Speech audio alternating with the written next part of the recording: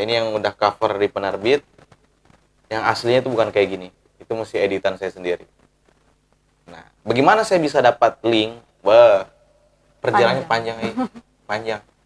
Panjang banget. Sampai-sampai itu email saya isinya penolakan semua. Gara-gara udah ngajuin kemana-mana ya? Udah ngajuin kemana-mana, balasannya sama lagi. 3, 2, 1, and let's speak up. Assalamualaikum, salam sejahtera untuk kita semua. Baik, seperti biasa sahabat komunikan, malam ini tidak ada yang saya undang. Buku pertama saya itu ini nih, Hipnotik Setan Bersorban ya? Iya, itu yang jadi tugas. Ini yang jadi tugas. Jadi awalnya itu sebenarnya kita nggak buat buku loh, ingat nggak? Nah, awalnya kita itu hanya suruh membuat pertanyaan yang paling meresahkan. Oh iya. Ya kan? Kenapa misalkan ada orang malas? Ya. Kenapa ada orang lambat menikah? Betul. Maksudnya dia lama Nunda-nunda. Dia pacaran gitu. Aja terus, nikah. Intinya kita disuruh mencari kenapa gitu. Ya. Keresahan kita apa? Kita pikir tuh pertanyaan-pertanyaan itu tuh bakal diajuin ke guru kita. Betul. Dan bakal dijawab gitu kan. Ternyata pertanyaan kita yang bikin, kita juga yang disuruh jawab. Disuruh jawab dengan 80 halaman ya? Iya, tulisan. Minimal 80 halaman. Iya, tulisan 80 halaman. Entah kenapa tiba-tiba suruh ada covernya lah. Iya. Nah kan angkatan kita ini kan kompetitif ya. Orangnya kompetitif. Iya. Jadi nggak mau kalah gitu ibaratnya. Wih, dia bikin cover sampai, bayangin loh, ada yang sampai nyewa orang buat ngedesain covernya doang. Dan itu beneran jadi buku. Tapi bukunya tipis banget segini nih. Itu cuma ada yang 50 halaman, ada yang 80, yang paling gede itu 100 lah, 100 halaman kayaknya. Ada teman kita. Dan kita tuh benar-benar kalangannya nggak hanya seusia kita aja ya. Enggak. Bahkan sampai ada yang udah 50 tahun iya, masih belajar almarhumah. Masya Allah. Dan mungkin doakan istri saya juga nanti tahun ini insya Allah. Amin. Bisa tahun ini dikejar ya? Bisa. Yang penting dibantu. Bukan, tuh kan. Yang penting ada kemauan. Mau. Betul. Dan kemauan itu akan terrealisasi bila dipaksa. Ya kalau mau sekedar mau namanya khayalan. Nah ini buku pertama saya. Selama 4 tahun kita belajar. 4 tahun dan untuk mendapatkan gelar CPSM Certified Public Speaking Master. Keresahan saya saat itu adalah kenapa sih label keislaman seseorang itu atau kealiman seseorang itu ditentukan oleh pakaian. Itulah yang membuat saya resah sekali. Kalau misalnya dia pakai jubah, pakai peci, pasti dipanggilnya Ustaz, Kiai. Kemudian Pak Haji, ya kan? Apalagi udah pakai sorban tuh. Waduh. Oh sorbannya udah begini kayak atau begini atau ditutupin matanya nggak bisa ngeliat. Yang penting penilaian seseorang itu pertama kali dilihat dari penampilannya. Contoh mungkin kalau teman-teman pernah nonton filmnya PK tuh, yang pernah kita nonton. Film India itu luar biasa teman-teman. Itu mengajarkan kita bahwasanya segala sesuatu itu tidak dilihat dari apa yang nampak saat itu juga. Ya kan? Ada 5 agama kalau nggak salah. Tapi pakaiannya diubah. Iya. Ini orang apa? Ini orang Islam. Ini orang apa? Ini orang Hindu. Ini orang Buddha. Ternyata salah. Karena kenapa? Hanya pakaiannya diubah ternyata. Berarti orang bisa menilai dari penampilan awal atau tatapan pertama. Dan hati-hatilah Anda yang jomblo pada pandangan pertama. Ya, jangan mudah tertipu intinya lah ya. Nah itu yang membuat saya resah. Akhirnya saya menulis Hipnotik Setan Bersorban. Setan kok bisa bersorban? Bukan maksudnya setan yang bersorban beneran, enggak. Dalam tanda kutip dia berpenampilan seperti layaknya seorang ulama. Tapi ternyata itu ada A di balik B. Kelakuannya gitu ya. Dan niatnya. Kan banyak terjadi seperti itu, banyak sekali. Banyak banget, apalagi saat fenomena hijrah itu. Dia menyalahgunakan dia punya jamaahnya. Sampai-sampai yang pernah viral tuh, biar jamaahnya rame, jamaah kajiannya rame seorang ustadz. membeli babi, membeli Sesuatu. pig ya. Iya kan ya? Iya, pik. Membeli pig secara online, kemudian dia bilang ini babi ngepet, pig ngepet. Padahal dia sendiri yang beli. Dia beli sendiri. Konspirasi. Betul, ya Allah. Biar rame. Hati-hati orang yang berpenampilan layaknya seorang agamis atau yang paham agama, tapi ternyata punya niat busuk atau mungkin Berkedok ya di balik itu. berkedok. Dia punya sesuatu atau misi di dalamnya. Cara memfilternya adalah perbanyak kita punya Sudut pandang. Dan terlebih lagi kita perbanyak ilmu atau pemahaman kita. Iya. Ya biar gak tersesat kan.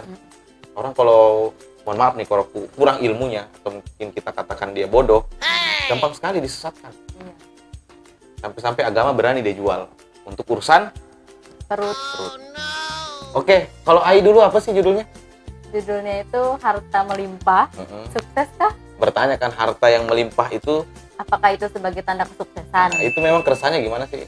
Jadi keresahannya itu karena orang itu sekarang banyak menilai kesuksesan seseorang saat orang itu tuh misalkan udah beli rumah, Betul. udah punya mobil, udah bisa jalan-jalan ke luar negeri. Wow, udah Ya, istrinya pokoknya- banyak gitu, istrinya Waduh, banyak. iya bisa jadi. Nah pokoknya yang nampak lah begitu Ah. tentang kenikmatan duniawi gitu. Dibilang Nah, sukses. Jadi kalau misalkan orang itu belum punya rumah, belum punya mobil, Belum itu dibilang, kerja. Iya, apalagi belum kerja, pengangguran. Pengangguran. Itu pasti dibilangnya belum sukses. Kamu itu belum sukses. Iya. Dia nggak tahu aja, dia YouTuber ternyata. Iya. Kan Kan kita harus kerja cerdas Betul. sekarang ya. Ada tuh yang lucu tuh, Mm-mm. katanya Raditya Dika, Iya. katanya kerja cerdaslah sampai tetangga kita mengira kita itu memelihara babi ngepet. Iya, iya. benar. Sekarang kan zamannya kayak gitu ya. Iya, Orang tiba-tiba kaya mendadak. iya. Tapi nggak kelihatan kerja, Nggak kelihatan kerja di rumah aja. di rumah aja. Kalau orang-orang yang mungkin sedikit pemahamannya, apalagi sekarang kan era modern ya, digital ya, pasti langsung dia bilang apa? Wah, Kalau nggak babi ngepet, tuyul. tuyul. Kalau nggak, dia Pesugihan. pesugihan. Enggak ya? Ternyata pas didatangi rumahnya jualan online. Iya. Makanya ngeri banget ya kalau kita sedikit ininya ilmunya. dan Gampang banget pasti. betul, gampang sekali kita suzon sama orang Gampang lain. curiga sama orang. Jadi itu keresahan Ai, kenapa orang itu cepat sekali Menilai memberikan label. label atau predikat sukses itu kepada orang-orang yang sudah nampak Iya, nampak pencapaiannya sudah dilihat. Iya, betul. Padahal sukses Padahal- sebenarnya apa sih sebenarnya yang mau dimaksud di situ? Padahal sebenarnya itu buat apa kita punya semua itu? Iya. Nanti kita tuh nggak berada di jalan yang Allah ridhoi gitu. Betul. Justru malah boleh jadi ya. Boleh jadi. Allah kasih semuanya itu biar Dia orang lupa. itu makin lupa sama. Nauzubillah. Itu disebut dengan istidraj. istidraj. Nauzubillah. Kutambahkan lagi nikmatku, kutambahkan lagi nikmatku biar dia Lupa. makin lupa dan makin menjauh. Ya semoga kita terlindungi dari hal itu. Nauzubillah. Nauzubillah. Intinya kesuksesan itu bukan dilihat dari yang kebanyakan orang Iya. bilang, yaitu punya inilah, punya itulah, titelnya sampai nutupin nama. Contohnya titelnya Iya. itu Namanya satu kata doang. namanya satu kata. Yang kasih main titelnya dari ALM kan. Almarhum dong. Jadi luar biasa sebenarnya. Itu bukunya luar biasa. Kenapa nggak dilanjutin? Belum ada. Sibuk ngurus anak ya. Iya. Nah, ini lagi tidur tuh. Jadi kita bisa sharing bareng. Yang luar biasanya setelah jadi buku, ternyata diujikan atau dipresentasikan Iya. untuk mendapat pin public speaker dan gelar CPS. CPS. Dan alhamdulillah kita berdua lulus ya saat itu. Alhamdulillah. Masya Allah. Di depan banyak orang. Jadikanlah seminar nasional. Nasional. Masya Allah. Motivator muda. Masya Allah. Ya, itu awal mula saya menulis buku. Dan ini sebenarnya yang udah ada di penerbit. Nah, ini yang udah cover di penerbit. Yang aslinya itu bukan kayak gini. Itu mesti editan saya sendiri. Nah, bagaimana saya bisa dapat link? Perjalanannya panjang nih. Panjang banget. Sampai-sampai itu email saya isinya penolakan semua.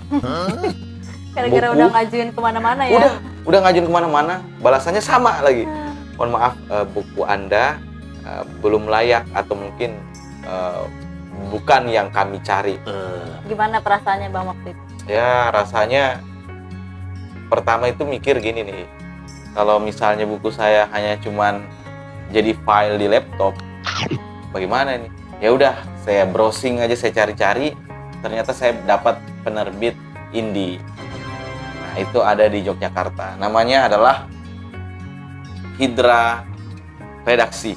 Ternyata lumayan ya untuk jasa bikin cover, kemudian layoutnya, kemudian editingnya, mereka semua, Masya Allah, luar biasa. Dan kita cuma bayar uang untuk ininya aja, printnya aja, Masya Allah. Jadi dari situlah saya berpikir, ya udah saya terbitin aja buku saya di situ. Gak apa-apa, kita mulai dari awal.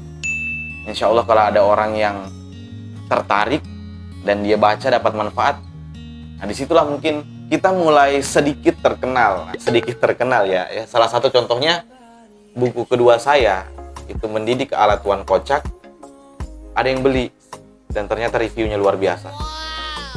Saya juga nggak nyangka loh kenapa dia sampai review seperti itu.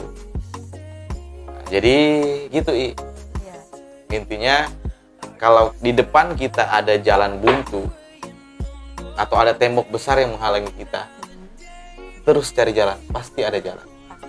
Pasti. Kan Allah sudah singgung tuh ya. Inna ma'al usri usra. Fa inna ma'al usri usra. Di mana kita mendapatkan kesulitan berbarengan, bersamaan dengan kemudahan. Berarti ada sebenarnya di samping tak. Hanya kita nggak sadar. Keburu emosi kali kita ya. Nah, itu yang saya lakukan tuh ya. Ketika ada halangan atau rintangan depan kita, terus aja maju. Terus pantang mundur. Oke, itu yang pertama. Dan yang kedua ini dari skripsi saya. Ini dari skripsi abang nih. Judulnya itu sebenarnya nilai-nilai pendidikan dalam hikayat Nasruddin Juha. Karena abang dulu ngambil sastra Arab kan. Jadi abang ngambil Nasruddin Juha itu sama seperti Tuan Kocak.